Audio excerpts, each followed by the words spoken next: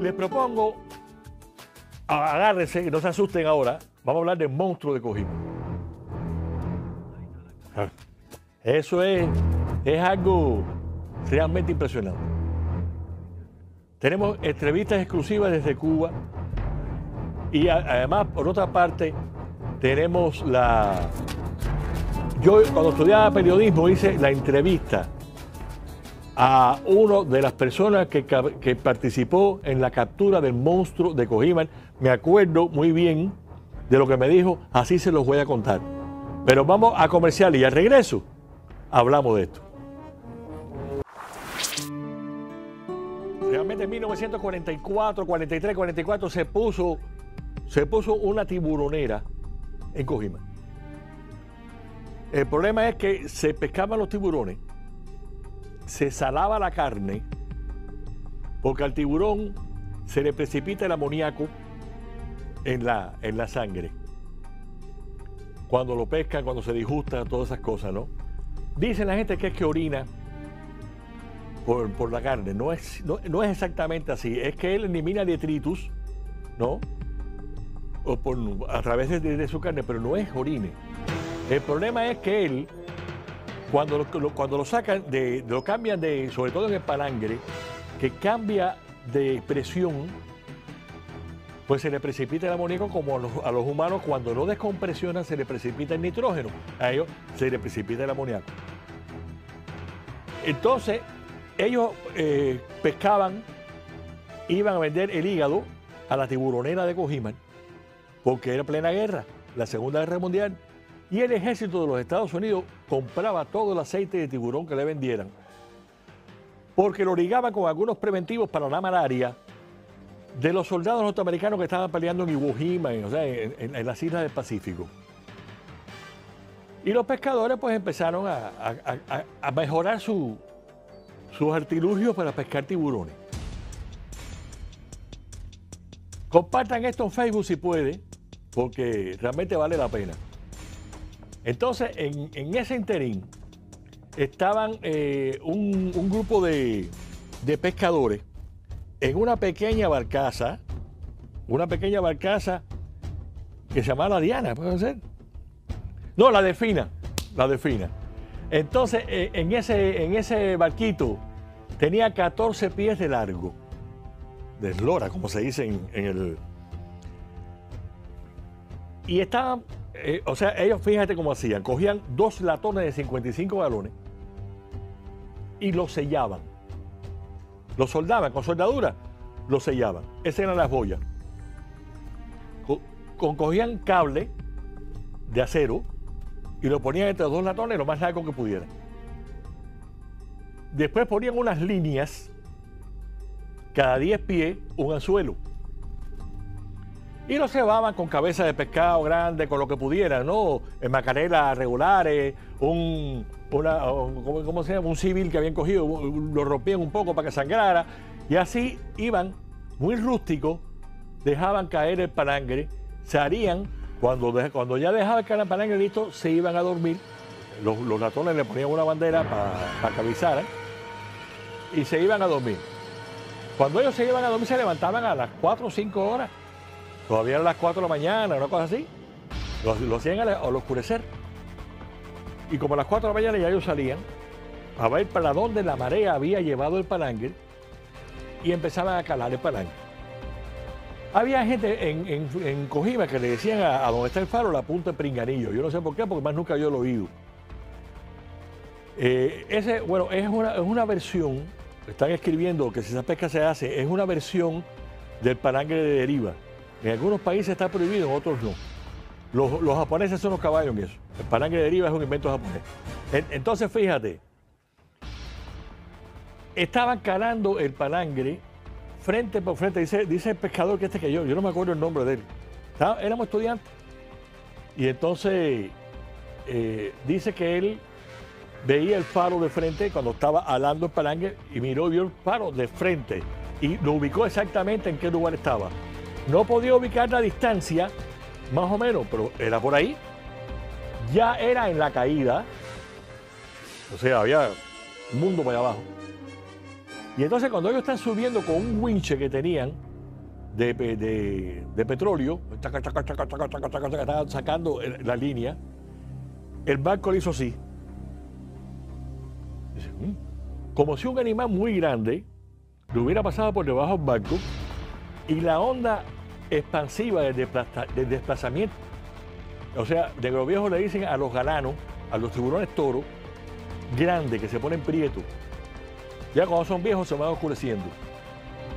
Y había dos negros viejos partidos por la mitad de una mordida.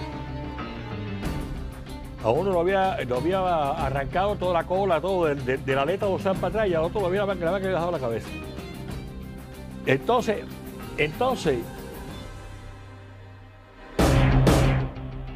a ver, había una especie de monstruo que se comía los tiburones.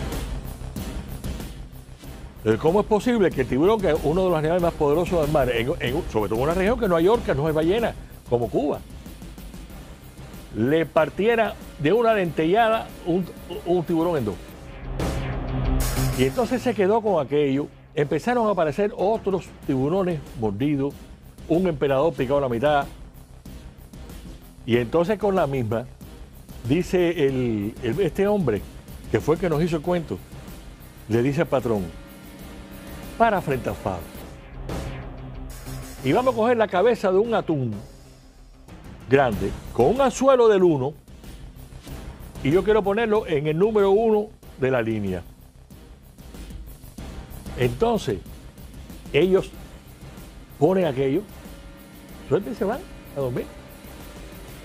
De madrugada, todavía no estaba oscuro, llegan. La idea era que ellos caminaran dentro del agua para que el amanecer, el resplandor, ya los cogiera cerca de Panangue y empezar a trabajar. Busque Panangue, y el Panangue no está. Entonces, de pronto, vieron un punto lejos. Dice, aquello no es una boya. No, pero ¿y la otra boya? Y digo, bueno, es que vamos hasta allá. Dice, oye, es muy lejos tú, estás lejísimo. Y dice, no importa, vamos hasta allá porque es que lo único que hay es Panamá. A lo mejor se ponchó un barril y se hundió. Dice, un barril de 55 galones, soldado. Bueno, empezaron a discutir, pero fueron caminando para allá, ¿no? Y con su barquita, chucu, fueron llegando allá. Cuando ya se acercaron al lugar, vieron que los dos panangres, o sea, los dos latones flotantes de los panangres se habían unido. O sea, el bicho que mordió, muerde. El anzuelo lo clava profundamente. Él empieza a batirse. Con la fuerza descomunal que tenía, hunde el panangre. Y une los dos latones. Pero cuando él une que enreda todo aquello, enredó todo lo que ellos, echó a perder aquello. Cuando él ya iba, pero ya pues llegó un momento que no podía hablar más y los dos latones lo llevaban para arriba. Y ya cuando ellos llegan, dice que pudieron enganchar aquello, zafaron uno de los barriles, el cable, lo amarraron a un winch y empezaron a alar despacio para arriba. Y empezaron a alar. Llega un momento en que el barco empieza a inclinarse. Dice, bueno, córrese toda la tripulación para allá. La tripulación se puso por otro lado. O sea, lo que venía pesaba tanto que el barquito de 14 pies se jorobaba. Tenían miedo de que entrara el agua. Y más que no sabían qué era lo que estaba allí. Entonces, llega un momento en que ven una masa que viene subiendo de allá, de la profundidad. Y cuando viene subiendo se va aclarando que era un tiburón que ellos no conocían. ¿Por qué? Porque el tiburón blanco, el blanco gigante como lo llaman, el Carcharodon carcharia, es un tiburón que no es habitual en las costas cubanas. Es un tiburón de agua fría. Ahora bien, bueno, después les explico más cosas. El problema es que cuando viene aquella bestialidad, ¿no? Y ellos ya venía reventado de estar toda la noche fajado con el paranque. ¿Cómo lo subían al barco? Era más grande que el barco. Entonces lo amarraron por la cola. Ya venía ahogado, medio muerto, venía con los intestinos, lo había botado, de la rabia, del esfuerzo, fajado con el palangre. Y entonces dice, bueno, ¿qué hacemos? No, vamos para la orilla. Y empiezan a ir para la orilla. Y rezando porque aquel animal se acabará de morir, ya venía ya reventado, ya le estaba mal. Tratan de sacarle la cabeza del agua, porque ustedes saben que cuando los tiburones, incluso muchos tiburones no duermen, porque tienen que estar en constante movimiento para que el sistema de branquia, no tiene agallas, tiene branquia, le funcione y el agua que se circula es lo que lo hace respirar. Llegaron a Kojima, la gente vio el barco ladeado con una cosa gigantesca al lado. Empezó a corre, lo sacaron por una playa, amarraron al cable que quedaba a un camión y el camión lo aló hasta la orilla. Y aquí está el monstruo de Kojima. Lo van a ver ahora en este momento.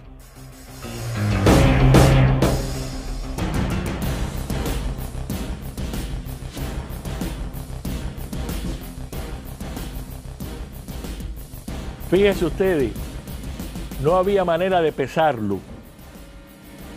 Entonces le sacaron el hígado, porque el hígado era lo que compraba la tiburonera de Kojima.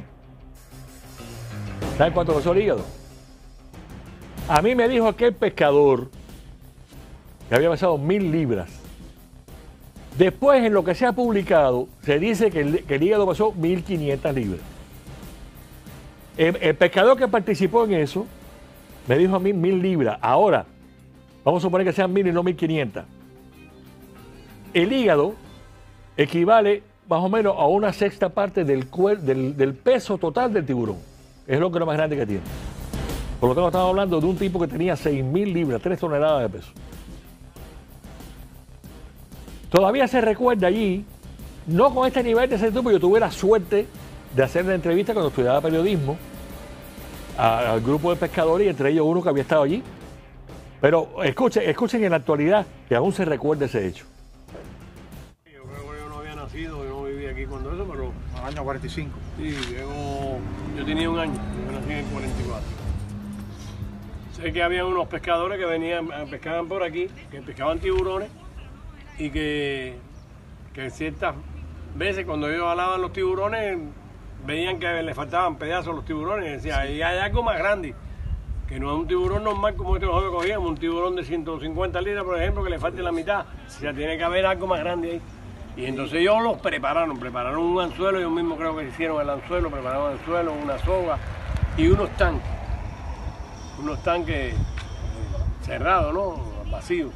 Y fueron para ahí y el hombre comió y tiraron los tanques esos, al final lo sacaron, lo cogieron y lo sacaron por allá por la playita aquella allá donde están los cocales, allá, pues allá lo sacaron. Y lo tuvieron que sacar del agua con una grúa que trajeron de la refinería. Bueno, cabían en la mandíbula, ¿cuánta gente? Bueno, habían no sé cuánta gente subido arriba, no sé, como 30 y pico, 20 y pico. 21 gente creo. Y dentro de la mandíbula, En creo ese que fondo cabían... sale Owa. Un Owa pescador estaba- sale Owa adelante, Sí, sí, sentado. no. Pero Owa creo que ya no. No, Owa está muerto, Owa se murió Owa se el año murió. Fue el pasado. último que daba, creo, toda la foto esa. Sí. Ahí habían unos cuantos que yo Y conocía. de hecho es el más grande del mundo, ¿viste? No ha habido uno más grande. El hígado. Sí, Oba era uno de los pescadores que participó en la delfina. Pero bueno, hay más fotos yo creo que de ese animal. Es una cosa impresionante.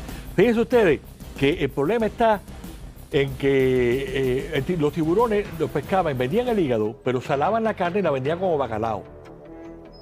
Y las aletas, como siempre que se sigue haciendo, para el barrio chino. Porque la sopa de aleta de tiburón está considerada, incluso mucha gente la considera afrodisíaca. Pero hay una foto que tengo interés en que ustedes vean. Ven la cantidad de gente. Mira pues.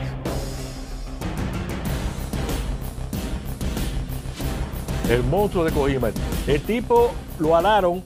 Y yo decía, en aquella época era muy difícil. La teoría que se suscitó a partir de esto, por los biólogos marinos, todas estas cosas, que se había perdido en las corrientes frías. Y había llegado a parar el Caribe. Hoy en día no. el cambio climático en el mundo hace que estén en cualquier lugar los blancos. Incluso en el Mediterráneo no eran habitual y hoy en día hay tiburón blanco mediterráneo. Y es el terror de los tiburones, es el más fuerte, el más poderoso, el de más tamaño, el de más desplazamiento. De entre no sé, 100 y pico de especies, 174, no me acuerdo, especies de tiburones que hay en el mundo, se está considerado el más grande y uno de los más peligrosos. Aunque el que más ataca es el galano, o sea, el toro, para los pescadores cubanos galano, que es muy fiero. Y tiene la virtud incluso de meterse por los ríos agua dulce hasta adentro. Se adapta muy fácil del agua salada al agua dulce. Pero fíjense que en esa tiburonera de Cojima todavía se sigue pescando tiburón allí. Todavía se siguen echando palangres rústicos. Y hay yo creo que había por ahí que la captura de un dientuzo. El dientuzo es el tiburón maco. Bueno, tiene fama de ser el tiburón más rápido que nada en un mar, es una bala. Y entonces a veces se van en vicio y crecen mucho. Un dientuzo, vaya a ver un dientuzo bajo el agua.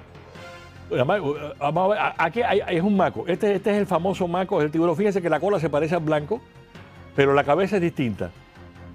Y es la estampa más horrible de la boca de un tiburón.